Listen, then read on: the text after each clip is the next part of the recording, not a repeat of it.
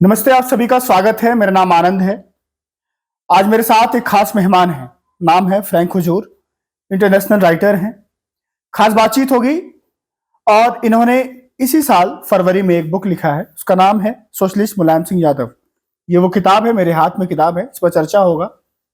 बहुत सारे सवाल हैं इस किताब को लेकर के, और कैसे कितने साल लगे इस किताब को लिखने में, क्या इसमें कंटेंट है और नेताजी पर क्यों किताब लिखी गई।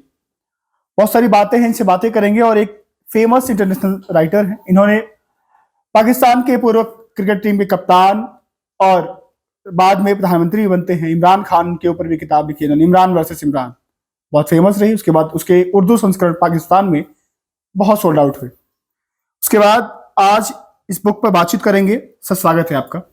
थैंक यू वेरी मच आनंद, शुक्रिया। सोशलिस्ट मुलायम सिंह यादव, नेताजी के बारे में क्यों किताब लिखने का आपका मन किया? बहुत ही वाजिब सवाल है। Thank you very much. देखिए, जब मैं इमरान खान की पॉलिटिकल बायोग्राफी पे काम कर रहा था साल 2004, 5, 6, 7, 8, 9, 10, 11 में वो किताब आई, Imran versus Imran the untold story. उस दौर में जब मैं पाकिस्तान ट्रैवल करता था तो इमरान खान के साथ सीरीज ऑफ इंटरव्यूज हुआ करते थे। तो जब भारत की सियासत पर उनके ओपिनियंस आने लगे मेरे पास, तो वो अक्सर मंडल कमीशन और वीपी सिंह की चर्चा बहुत ही एम्फेटिकली करते थे, फोकस्ड होते थे उस पर कि किस तरीके से मंडल कमीशन रिकमेंडेशंस ने और नेशनल फ्रंट की गवर्नमेंट ने 1989-90 में, अगस्त 90 में जब मंडल कमीशन लागू किया तो पूरे नॉर्थ इंडिया की जो सबॉल्टन पॉलिटिक्स थी उसमें एक अजीब सा, यानी कि अर्थक्वेक की तरह वोल्केनिक इमर्जेंस होता है, नीचे की दबी कुचली जो जमाते रही हैं, जिसको हम so called other backward classes से डिफाइन करते हैं। तो वो कहते थे कि मुलायम सिंह यादव इन उत्तर प्रदेश, लालू प्रसाद यादव बिहार और बहन जी मायावती कांसीराम के मूवमेंट की चर्चा जरूर करते थे। और चूंकि मैं खुद इस खित्ते में ही पैदा हुआ, बचपन मेरा गुजरा बक्सर में पैदा हुआ, मैं तो बिहार और उत्तर प्रदेश की राजनीति को स्टूडेंट डेज से मैं बहुत ही क्लोजली वॉच करता था। और इससे भी ज़्यादा इम्पोर्टेंट बात जो वहाँ की पॉलिटिकल गैलरी में या फिर आम आदमी के स्ट्रीट्स में मैं सुनता था कि मुलायम सिंह यादव ने बाबरी मस्जिद की हिफाजत करके कॉन्स्टिट्यूशनल वैल्यूज़ को जिस तरीके से उन्होंने अपहोल्ड किया as a chief minister of Uttar Pradesh, वो चीज़ जो है मुस्लिम वर्ल्ड में या मुस्लिम कम्युनिटी सिर्फ भारत की ही नहीं, अक्रॉस द बॉर्डर पाकिस्तान जो ब्लड ब्रदर्स हैं लेकिन बिछड़े हुए लोग हैं, और जो जियोपॉलिटिकल इक्वेशन है उसमें हम साया होने के बावजूद हम दुश्मन मुल्क कहते हैं। तो वो जो पॉजिटिविटी थी उसने मुझे काफ़ी इन्फ्लुएंस किया, मेरे माइंड स्पेस में एक जगह बनाई। और जब वो किताब मुकम्मल होने लगी तो ये भी एक डेस्टिनी है कि मेरी चाहत हुई और मेरी मुलाकात भी अखिलेश यादव साहब से हुई, जो नेताजी मुलायम सिंह के बेटे हैं। चर्चा चली तो उन्होंने भी इस चीज़ को स्वीकार किया कि अगर मैं मुलायम सिंह यादव की पॉलिटिकल बायोग्राफी अटेम्प्ट करता हूँ तो वो कोशिश करेंगे कि मुझे इंटरव्यूज बहुत ही आसानी से मिल सके। तो ये सिलसिला साल 2010 से शुरू होता है। लगभग 1 दशक की मेहनत है ये, 1 दशक की खोज है ये। बिल्कुल, 1 दशक तो है ही, काफ़ी लंबा वक्त। धीरे धीरे इंटरव्यूज के सिलसिले शुरू होते हैं साल 2010 से। विक्रमादित्य मार्ग का नेताजी का जो रेजिडेंस था, जहाँ उन्होंने 27 साल गुजारे, जहाँ 2018 में उन्हें छोड़ना पड़ा 27 साल के बाद, उसी घर में पहला इंटरव्यू उन्होंने मुझे दिया था मार्च 2010 में। कैसा था आपका पहली बार जब आप नेताजी से मिले, पहली बार उनके पास गए, कैसा था वो पहली बार का मिलना? काफ़ी ऐतिहासिक रहा, क्योंकि उसके पहले तो नेताजी धरतीपुत्र कहते हैं, उनकी पॉलिटिकल जो इनिंग रही उसको हम लोग अखबारों और टेलीविज़न के माध्यम से ही देखा करते थे। और उस स्टेज में जब यहाँ बसपा की सरकार थी, मुलायम सिंह भारत के डिफेंस मिनिस्टर रह चुके थे और 3 बार मुख्यमंत्री भी रह चुके थे। तो वो दौर भी एक ट्रांजिशन का दौर था जिसमें मेरी मुलाकात होती है। उन्होंने टीपू को, जिसको अपने बेटे को प्यार से कहते हैं, अखिलेश जी को यहाँ का प्रदेश अध्यक्ष भी उस वक्त बना दिया था। लेकिन फिर भी जो उनकी शार्पनेस थी, जिसके लिए वो जाने जाते हैं, बहुत ही एक्यूट पॉलिटिकल ब्रेन जिसको कहते हैं, वो मैंने महसूस किया कि काफ़ी पावरफुल थी। उनकी जो भारत की राजनीति पर जो उनकी इनसाइट थी, जो फोरसाइट थी, वो उतनी ही शार्प थी साल 2010 में। और जैसे जैसे वो सिलसिला इंटरव्यूज़ का बढ़ता है तो उन्हें भी खुशी हुई कि कोई जो है मेरी पॉलिटिकल करियर को जो है डॉक्यूमेंट करना चाहता है, बचपन से लेके अभी तक का जो सिलसिला है। और पॉलिटिकल बायोग्राफी एक ऐसा जॉनर है जो भारत में शायद उतना बहुत पॉपुलर नहीं है जितना कि इंग्लैंड में है या फिर अमेरिका में है, यूरोप में है। यहाँ पॉलिटिकल जो क्लास है वो बहुत खुलकर अपनी बातें बहुत सारी नहीं रखते हैं, लेकिन नेताजी ने बहुत ही ओपन माइंड से और ओपन हार्ट से अपने राजनीतिक और सामाजिक जिंदगी के जो पहलू थे उनको शेयर किया। अच्छा, नेताजी जिस पृष्ठभूमि से आते हैं, वो गांव, बिल्कुल एक चंबल वाला इलाका, वहां से आकर के निकल करके एक लड़का सपने देखता है कि राजनीति करना है मुझे, फिर आगे निकल के वो फिर मुख्य विधायक बनते हैं, फिर मंत्री बनते हैं, उसके बाद से फिर मुख्यमंत्री बनते हैं। उसके बाद से वो सफर कैसा रहा, कैसे देखते हैं आप? आने वाले जो पीढ़ियां थी, जो आप जिस तबके की बात करते हैं, जिस दौर की बात करते हैं, मंडल कमिश्नर की जो उत्तर प्रदेश राजनीति थी, वो लड़के जो दूर दराज छात्र राजनीति करते थे, जो विश्वविद्यालय में थे, अलग अलग थे, उनको एक मौका मिला कि हाँ हमारा कोई अपना ऊपर बैठा है, या उनको आने का एक रास्ता कैसे दिखाया उन्होंने?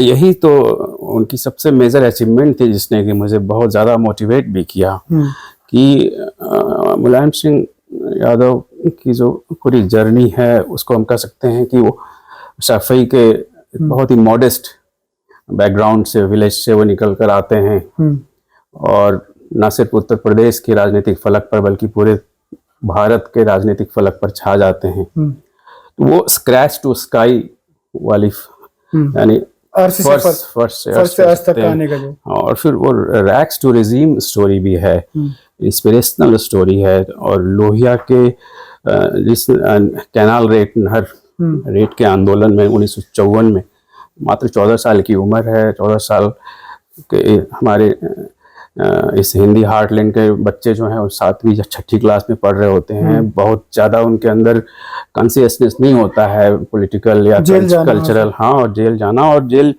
नहीं जाने का मौका मिलता है तो बहुत उदास होकर वो वापस सफाई लौट आते हैं, क्योंकि वो माइनर होते हैं।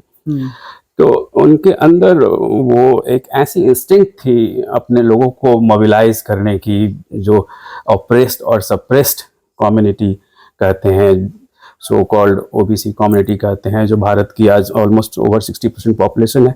तो उनके हक हुकूक की लड़ाई, उनके सेल्फ रिस्पेक्ट की जो बैटल थी, उसको उन्होंने बहुत ही कम उम्र में अपने को एसोसिएट कर लिया उससे, और उनके अंदर एक अजीब सी बेचैनी होने लगी। वो जो पैशन था, वो जो जुनून था कि हमें इस पूरे ऑर्डर को बदलना होगा, उसको सिर्फ चेंज ही नहीं करना होगा बल्कि इसे ट्रांसफॉर्म करना होगा। तो वो जो उनके अंदर जो जज्बा और जुनून आया, और उसी जुनून ने उनकी आगे की भी पॉलिटिकल जर्नी को एक तरीके से फ्यूल की तरफ प्रोपेल किया। अच्छा, देखा जाए तो उन्होंने 1992 में समाजवादी पार्टी की स्थापना करते हैं वो, उसके बाद से फिर गठबंधन होता है, अलायंस होता है, बसपा के साथ सरकार बनती है। और नेताजी के बारे में एक और बात थी कि जो सरकार बनती थी तो वो चाहते थे कि सरकार ऐसी रहे कि जो पूर्ण बहुमत की सरकार है वो ना रहे कहीं ना कहीं। जैसे कई बार जो सरकारें बनी गिराई गई या सरकारें बनाई गई, नेताजी का बहुत अहम रोल था। नेताजी जाने भी जाते थे किस तरह से, अगर लोहिया जी केसेस थे, लोहिया जी भी कहते थे कि जिंदा को भी 5 साल इंतजार नहीं करती हैं, उसको नेताजी ने बहुत बार करके दिखाया। नेताजी ने कैसे देखते हैं इसको? हाँ, 3 सरकारें उत्तर प्रदेश में मुलायम सिंह ने चलाई, और अनफॉर्चुनेटली उन तीनों सरकारों को बनाने के वक्त उनके पास एब्सोल्यूट मेजॉरिटी नहीं थी, जिसको कहते हैं कि मैजिक नंबर उनके पास नहीं थी। लेकिन जो उनकी पॉलिटिकल और सोशल इंजीनियरिंग थी, उसके साथ जो उनकी आइडियोलॉजिकल फाउंडेशन थी, उनकी विचारधारा की जो बुनियाद थी, उससे जिस तरीके से उन्होंने जातियों का ये जो मकड़ जाल है, जो स्पाइडर वेब है कास्ट कि इस पूरे प्रदेश और इस पूरे रीजन में, हार्टलैंड में, उसको उन्होंने एक डॉक्टर की तरह जो है सर्जिकल तरीके से ऐसा पिरोया कि वो सरकारें उन्होंने बहुत ही बेहतरीन तरीके से चलाई और बहुत ही लैंडमार्क उन्होंने डिसीजंस लिए। और अपनी जो मूल कॉन्स्टिट्यूएंसी थी, सो कॉल्ड MY कहते हैं भारत की राजनीति में, वो एक ऐसा बास्केट बना हुआ है जिसकी बदौलत बिहार में भी लालू प्रसाद यादव ने हुकूमत की। तो कहते हैं वो प्रिंसिपल उनका अमाउंट है कॉन्स्टिट्यूएंसी वाइज।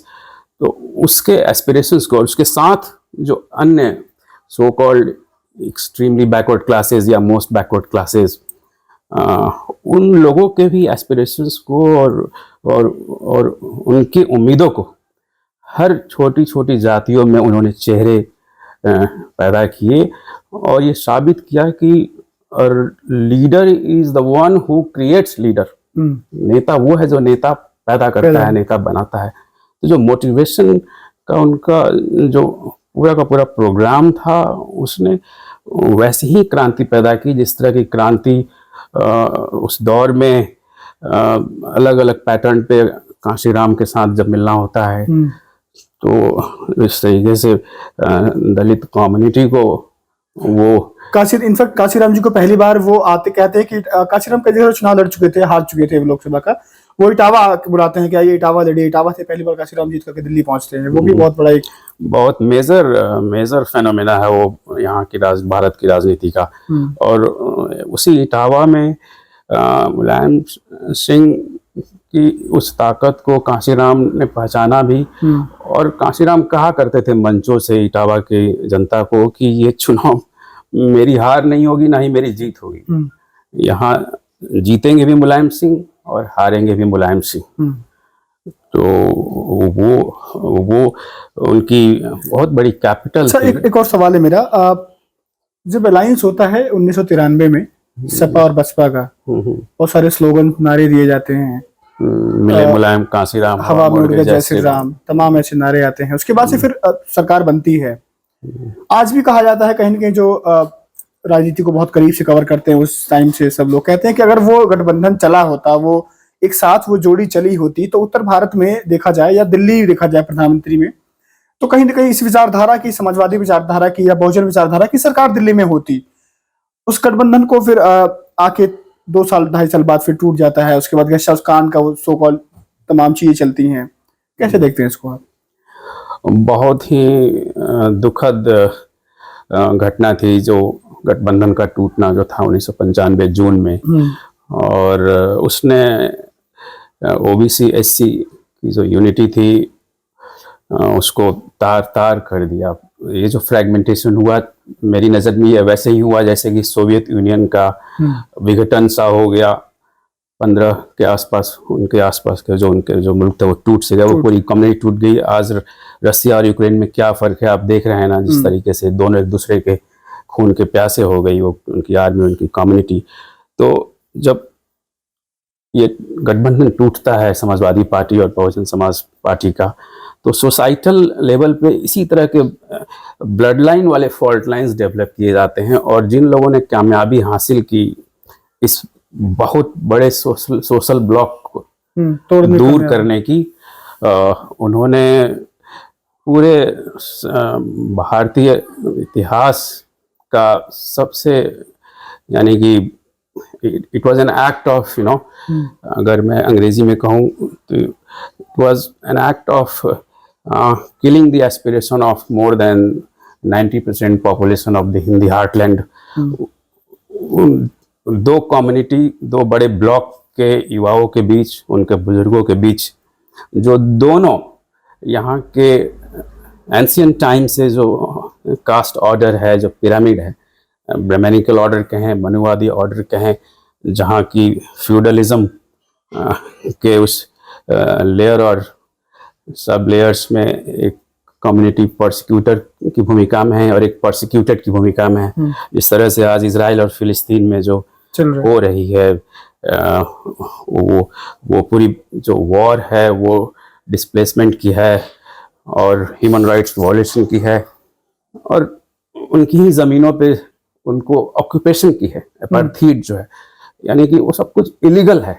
मतलब जो गठबंधन टूटा 95 में वो सही नहीं था आने वाले time it was a disaster. मैं कह रहा हूँ कि वो वैसा ही था जैसा कि सुनामी ने आके अचानक बहुत लाखों करोड़ों जिंदगियां तबाह कर दी और उसका असर आज आप महसूस कर सकते हैं कि 23, 24, 25 वर्ष के बाद भी उत्तर प्रदेश जैसा सूबा राज्य जिसकी हैसियत अगर हम सेपरेट एंटिटी के रूप में लें तो 7वां बड़ा देश हो सकता है, 25 करोड़ की आबादी है और जो सोशल ब्लॉक है, मार्जिनलाइज सेक्शन जिसको कहते हैं, जिनके रिप्रेजेंटेशन हर इंस्टीट्यूशंस में बहुत ही अंडर रिप्रेजेंटेशन की श्रेणी में है, उसका खामियाजा तो बहुत बड़ी कम्युनिटी भुगत ही रही। हम जब बात हमने स्टार्ट की शुरुआत में, आपने बोला कि बाबरी मस्जिद को बचाने के लिए एक कॉन्स्टिट्यूशनल जो धर्म है निभाने के लिए नेताजी ने बहुत एक अपना फर्ज निभाया एज सीएम ऑफ यूपी।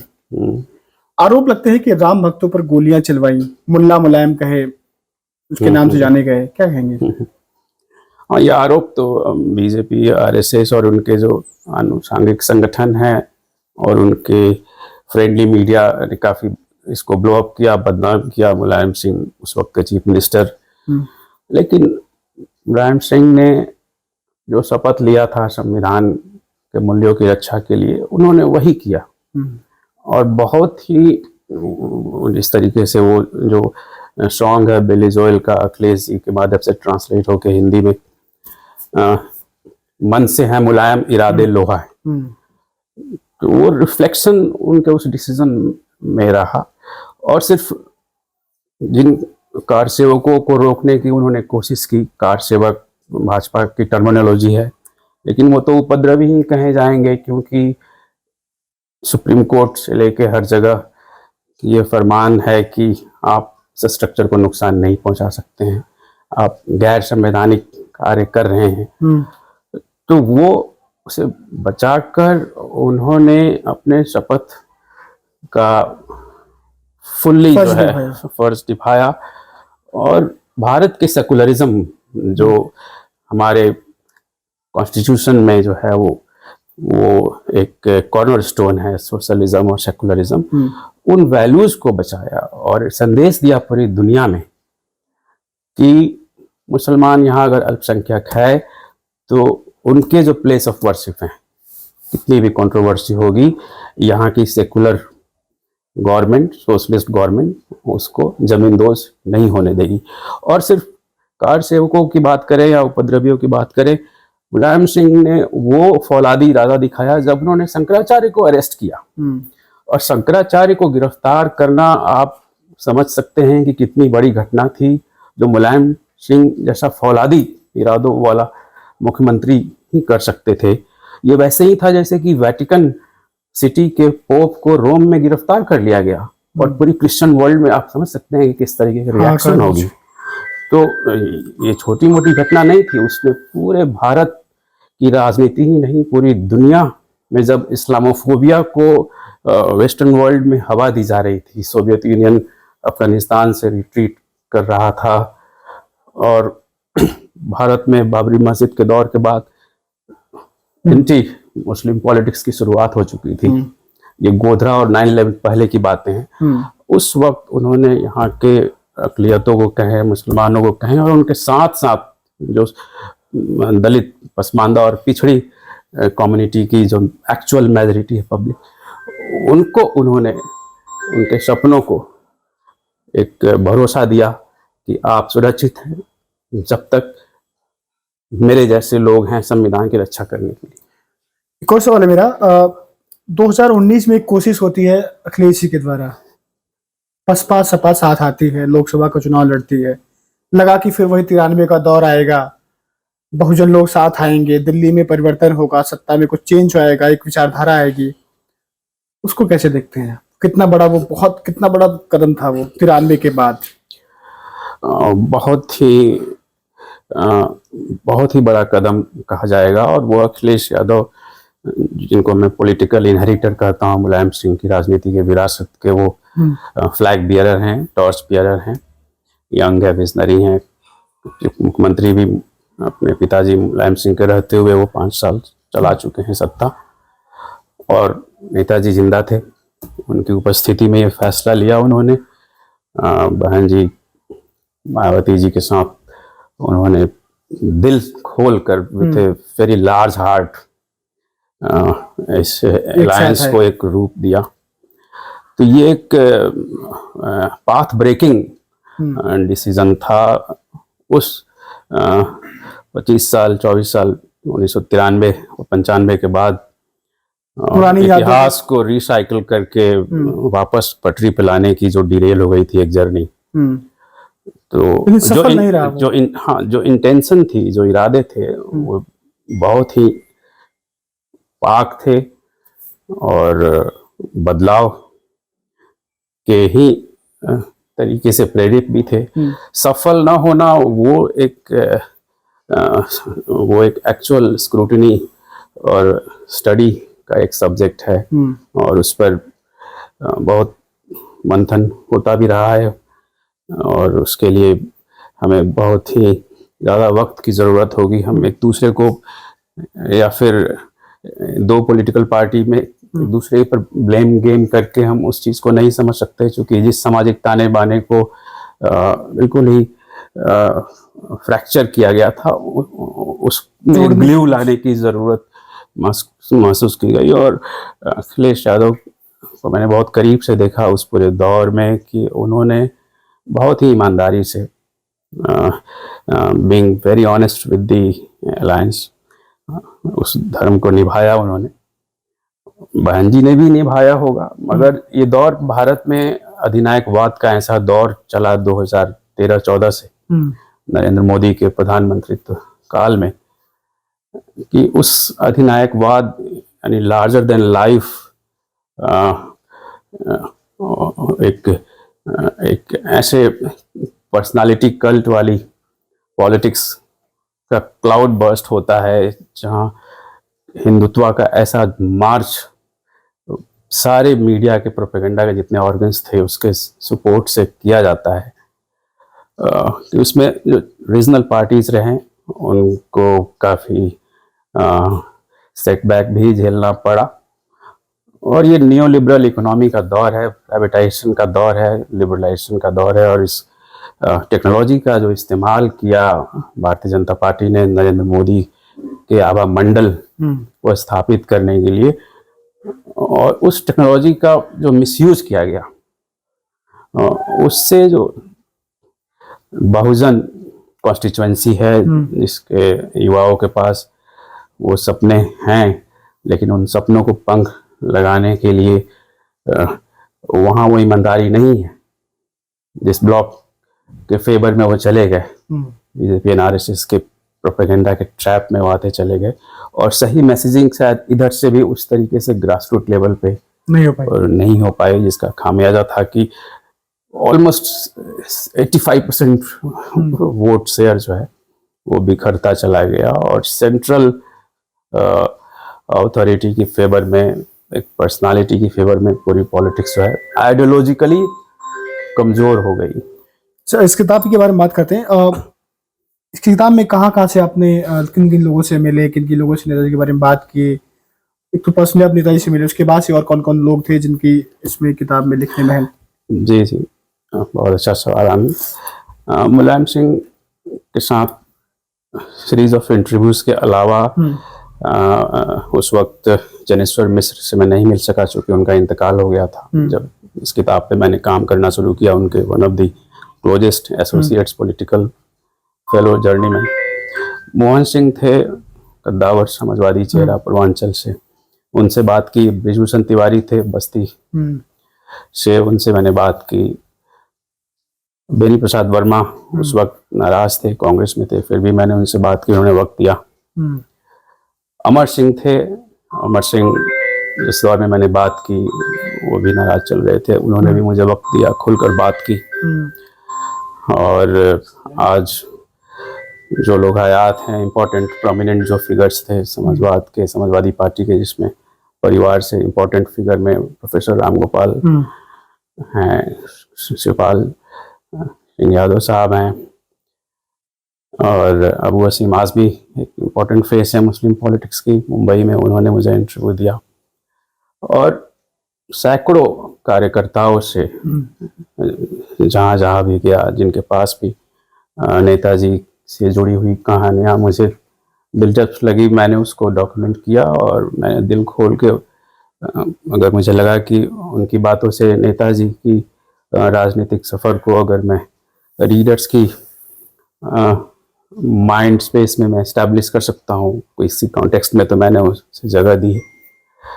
कोशिश मेरी यही रहेगी कि जिन जिन एस्पेक्ट से उनकी ज़िंदगी पे असर पड़ा, सबसे बातचीत की जाए। हाँ, मैंने बातचीत की और प्रदेश के ऑलमोस्ट हर कोने से कुछ ना कुछ, कोई ना कोई एनेक्डोटल स्टोरीज मैंने गैदर की है और कोशिश किया है कि एक मुकम्मल, एक कंप्लीट डिफिनेटिव पॉलिटिकल बायोग्राफी का रूप दे सकें, ताकि उनकी ज़िंदगी को समझा जा सके।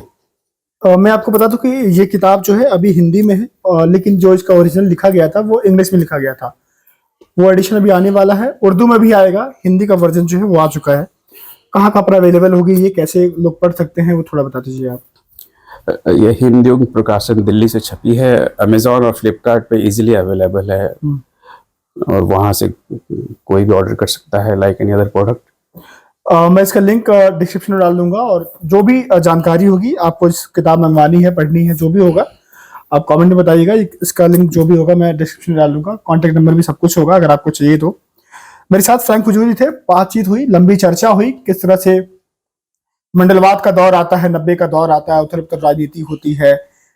नेताजी सैफई से आते हैं, एक पीहड़ वाले जंगल वाले गांव से निकल करके एक लड़का निकलता है वहां से, 1954 में चाहता है वो जेल जाऊं मैं, सामाजिक आंदोलनों में जेल जाना चाहता है, जेल नहीं जा पाता है, उसको दुख होता है कि मैं जेल क्यों नहीं गया। वहां से निकल के आता है, विधायक बनता है 1967 में जसवंत नगर से, उसके बाद से फिर मंत्री, उसके बाद से जो सपने थे कि मेरे को यही नहीं रुकना है, मैं विधायक बन के नहीं रुकना है, मुझे वहां तक जाना है, सत्ता के शिखर पर, जहां पर पहुंचकर मैं अपने लोगों में वो बदलाव ला सकूं। जिस समाज के लिए मैं लड़ता हुआ आया हूं, उस समाज के लिए मैं वहां तक पहुंचूं जहां पर जाके मैं कुछ बदलाव लाने के उस हैसियत के काबिल हो। फिर वो आगे निकलते हैं, उसके बाद से यूपी के मुख्यमंत्री बनते हैं, उसके बाद 3 बार मुख्यमंत्री बनते हैं। 1992 में पार्टी की स्थापना करते हैं, समाजवादी पार्टी की, उसके बाद बसपा के साथ सरकार में आते हैं, काशीराम जी के साथ कैडर करते हैं, साथ में चलते हैं। फिर 1995 में वो गठबंधन टूटता है, उसके बाद से फिर बसपा बीजेपी के साथ सरकार में आती है, फिर सरकार समाजवादी पार्टी की बनती है, 3 बार सूबे के मुखिया रहते हैं। उसके बाद 98 में, हालांकि पहले वो देश के रक्षा मंत्री भी रह चुके हैं, बहुत बड़ा उनका डिसीजन था कि जो हमारे सैनिक जिनकी शहादत हो जाती है बॉर्डरों पर, उनके पार्थिव शरीर घर नहीं लौटता था, उनका डिसीजन था कि पार्थिव शरीर सम्मान घर लौटे, वो जो बॉडी है वो घर आए, सम्मान के साथ घर आए। वो बहुत बड़ा डिसीजन चेंजिंग निर्णय था। उसके बाद से तमाम चीजें हैं नेताजी के बारे में, जितनी बात की जाए वो कम है। ये इंटरव्यू था, आपको कैसा लगा आप बताइएगा। आप लोग कैसा सोचते हैं नेताजी के बारे में, और आज के दौर में नेताजी की विचारधारा को अखिलेश जी कैसे लेके चल रहे हैं, उसके बारे में बताइएगा। 2024 का चुनाव आ रहा है, उसके बारे में भी बताइएगा। और ये किताब आपको अवेलेबल होगी। सोशलिस्ट मुलायम सिंह यादव, फ्रैंक हुजूर राइटर हैं। बातचीत हुई, जो भी आपके मन में सवाल होगा पूछेगा, फिर मुलाकात होगी। अपना बहुत ध्यान रखिएगा। नमस्कार।